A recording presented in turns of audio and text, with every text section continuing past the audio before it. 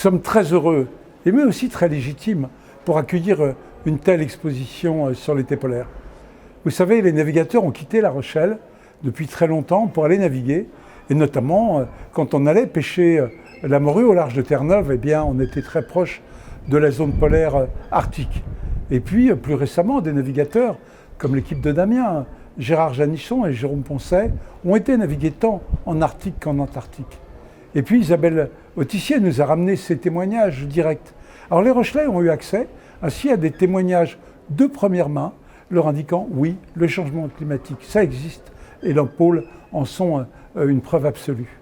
Alors tout ça s'inscrit dans une démarche beaucoup plus globale, puisqu'à La Rochelle, nous avons une exposition Océan et Climat, qui essaye d'expliquer ces changements.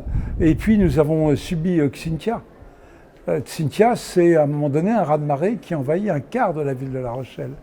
Et donc ce que nous disent les Rochelais, il faut à la fois protéger notre cité, bien évidemment, mais il nous faut aussi agir sur les causes. Et agir sur les causes, bien, c'est l'essentiel. Et pour agir sur les causes, il faut d'abord comprendre, être sensibilisé. C'est tout le sens de cette démarche que nous sommes très heureux d'accueillir à La Rochelle.